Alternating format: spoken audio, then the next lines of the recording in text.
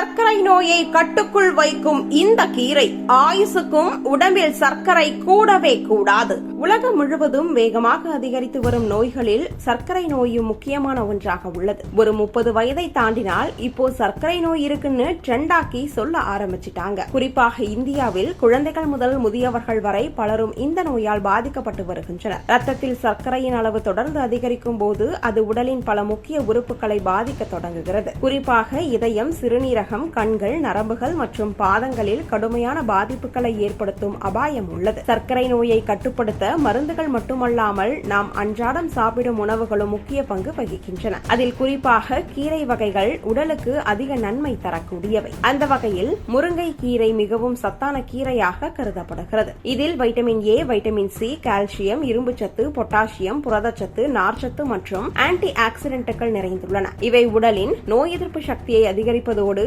உடலின் பல்வேறு உறுப்புகளின் செயல்பாட்டிற்கும் உதவுகின்றன. முருங்கை கீரையில் இருக்கும் நார்ச்சத்து உணவு செரிமானம் மெதுவாக நடைபெற உதவுகிறது. இதனால் உணவுக்கு பிறகு ரத்தத்தில் சர்க்கரையின் அளவு திடீரென அதிகரிப்பதை ஓரளவு குறைக்க உதவக்கூடும் என்று சில ஆய்வுகள் தெரிவிக்கின்றன. மேலும் இதில் உள்ள இயற்கையான ஆன்டி ஆக்சிடென்ட்கள் உடலில் ஏற்படும் அலர்ஜியை குறைப்பதற்கும் உதவுகின்றன. இருப்பினும் முருங்கை கீரையை மட்டும் சாப்பிட்டால் சர்க்கரை நோய் முழுமையாக குணமாகிவிடும் அல்லது மருந்து தேவையில்லை என்று கூறுவது தவறானது. இது ஆரோக்கியமான உணவு முறையின் ஒரு பகுதியாக மட்டுமே பார்க்க வேண்டும். முருங்கை கீரையை பல்வேறு வகைகளில் சமைத்து சாப்பிடலாம். பருப்புடன் சேர்த்து கூட்டு, பொரியல், சூப், அடை, தோசை மாவில் கலந்து அல்லது சாம்பாரில் சேர்த்தும் சாப்பிடலாம். வாரத்திற்கு 3 அல்லது 4 முறை உணவில் சேர்த்துக் கொள்வது நல்லது. அதிக எண்ணெய் மற்றும் அதிக உப்பு சேர்க்காமல் சமைத்தால் அதில் உள்ள சத்துக்கள் முழுமையாக கிடைக்கும். அதேபோல் மற்ற கீரைகள், காய்கறிகள் மற்றும் முழு தானிய உணவுகளையும் உணவில் சேர்த்துக் கொள்வது உடலுக்கு கூடுதல் நன்மை அளிக்கும். உணவுடன் சேர்த்து வாழ்க்கை முறையிலும் சில மாற்றங்களை மேற்கொள்வது மிகவும் அவசியம். தினமும் குறைந்தது 30 முதல் 45 நிமிடங்கள் நடைபயிற்சி அல்லது உடற்பயிற்சி செய்வது, உடல் எடையை கட்டுப்பாட்டில் வைத்திருப்பது,